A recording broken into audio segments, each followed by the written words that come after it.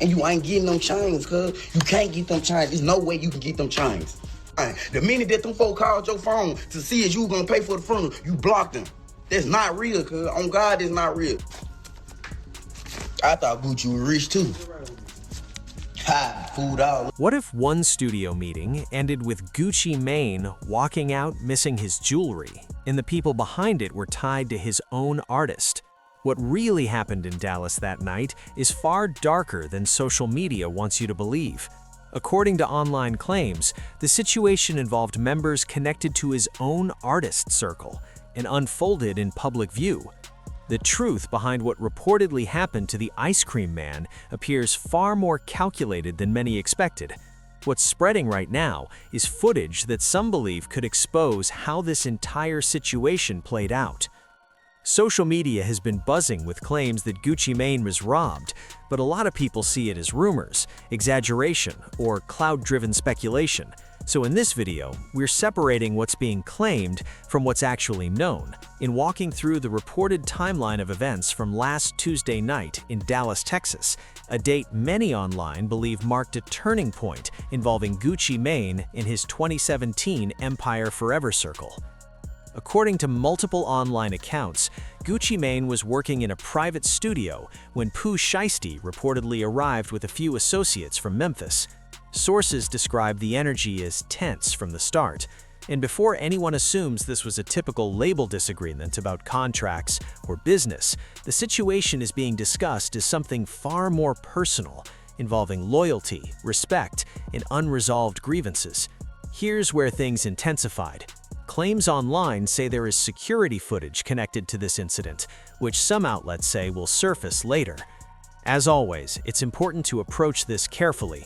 While some content creators are confident in their sourcing, no official confirmation has been released by law enforcement or either party involved. According to reports, around 11 p.m. that Tuesday night, Gucci Mane was working on new music when Pooh Shiesty arrived unannounced with several associates. For those following this situation, it's widely discussed that Pooh Shiesty had been upset over how Gucci Mane allegedly handled matters following the passing of Big Scar. God passed it away, like to this day I still ain't really got over that. It's my little cousin, to tell me welcome home, still messing with me up for real, so I ain't really got over it yet. In street culture, loyalty carries serious weight. When an artist passes, especially someone young and closely connected, many believe leadership should step in to support the family. Online statements attributed to Big Scar's family claim they felt the support they received was insufficient. According to those claims, Gucci Mane allegedly sent around $10,000, which the family felt did not cover funeral expenses. These figures and statements have not been independently verified, but they have fueled strong emotions online. Big Scar's sister was quoted expressing frustration, saying her brother deserved more respect during that moment. Funeral paid for. That 10K went toward flowers. Flowers high. We still got a casket. He getting cremated. He getting put up in a museum. Bitches would not be able to walk on my brother's grave. He ain't getting put in no ground. He ain't getting buried with no chains. He not getting them chains back. Period. At the end of the day. Receipts that Annabelle uploaded. For the bill. And on receipts. Like I said, we on the receipt 10,000. What the other 10 is, I don't know. But yeah. I'm at work with my feet up, making boxes. To understand why this reportedly affected Pooh Shiesty so deeply, it's important to understand his relationship with Big Scar. They weren't just label mates, they were longtime friends from Memphis who came up together. So when Big Scar passed, many believe Pooh Shiesty took it as a personal loss. That emotional weight reportedly turned into resentment when he felt the situation wasn't handled properly. According to online narratives, this tension built over several months.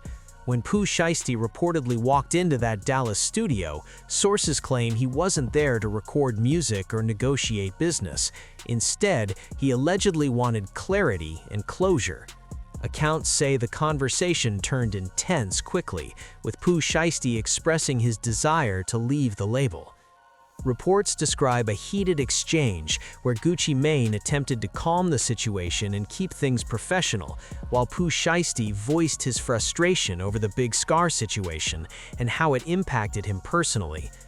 One reported quote attributed to Pooh Shiesty suggests he felt the family was left unsupported despite Gucci Mane's financial success. Again, these statements remain unconfirmed and are based on circulating accounts. After roughly 20 to 30 minutes, sources claim Pooh Shiesty ended the discussion and left the studio, saying this would be their last conversation. What allegedly happened next is where the story takes a more serious turn. According to claims circulating online, associates linked to Pooh Shiesty were positioned outside the studio. Some narratives describe this as pre-planned, though no official evidence has confirmed that claim.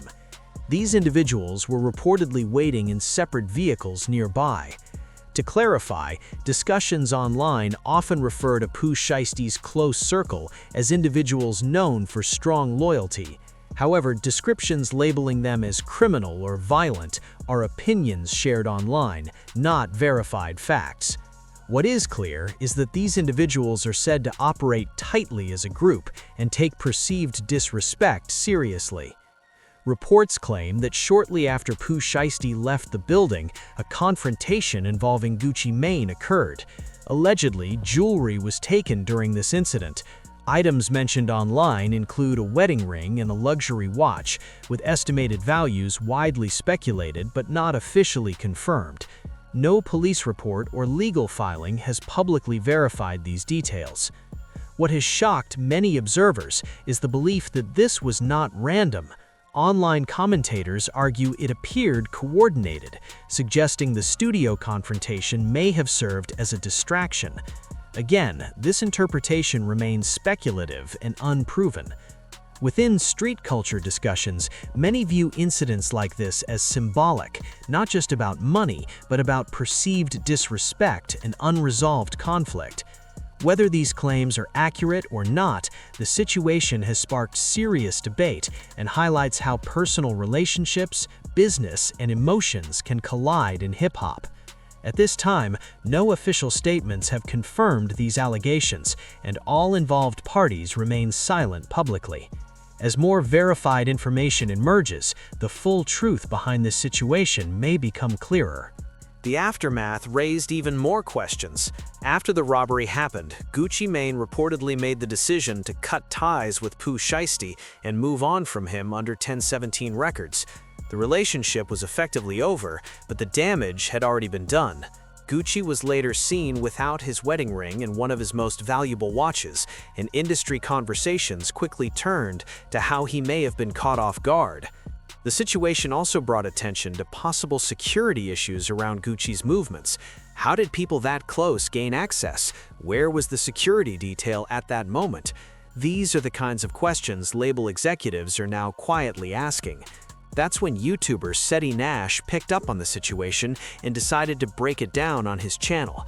Nash has covered street-related news and hip-hop controversies for years and is known for having contacts across cities like Atlanta and Memphis. When he released his video analyzing the incident, social media reacted immediately. Pooh Shiesty is no longer signed in 1017, and Gucci Mane no longer has his wedding ring and no longer has his watch. But Gucci, you can holler at me. I can get it back for you, bruh. Other than that, man, it is what it is. Breaking news, breaking news, breaking news. Believe me, don't believe me, but y'all know when I break down street shit like this, I'm never wrong. In his breakdown, Nash shared details that weren't being discussed elsewhere.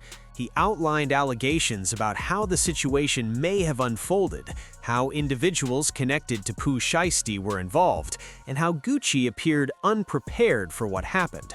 However, Nash was careful with his wording. He avoided directly stating that Pooh Shiesty personally planned anything, noting that doing so could carry serious legal implications, especially given Pooh Shiesty's existing legal situation.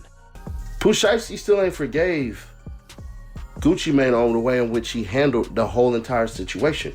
See, what a lot of people don't know is that some things are unforgivable to some people. Pooh Shiesty Scar's death is one that he could not forgive. So Pooh Shiesty has not been rocking with Gucci Mane at all since he got out. And as of today, Gucci Mane, Pooh Shiesty went their separate ways. But the details on how that happened, whew. Some viewers in the comments accused Pooh Shiesty of being directly involved, but Nash stayed measured and cautious. He made it clear that content should never put someone's freedom at risk just for views. Still, public opinion was already forming, and people across the culture began taking sides. That led to deeper discussions about Choppa Gang and its reputation. For those unfamiliar with Memphis street dynamics, Choppa Gang has long been associated with a tough image that predates Pooh Shiesty's rise to fame. Stories about confrontations and reputation have circulated for years, long before mainstream attention. This incident only added fuel to those narratives. Other artists weighed in online, with some criticizing Gucci over how Big Scar's situation was handled, while others argued that targeting a former mentor crossed a line. The hip-hop community appeared sharply divided. But this situation goes beyond a single incident or lingering street tension. It highlights issues of loyalty, respect, and how artists feel they are treated during difficult moments. Some believe Gucci learned a hard lesson about how actions, or perceived lack of support, can impact relationships. The situation also shines a light on the complicated side of label dynamics, where business expectations don't always align with personal ones. After Big Scar's passing, some close to him expected Gucci to step in as more than just a label executive. When those expectations weren't met, it reportedly caused a rift that couldn't be repaired. In the end, this isn't just about missing jewelry or online embarrassment. It's about power, trust, and what happens when bonds break between people who came from similar struggles. Situations like this remind everyone how quickly things can shift when respect feels compromised.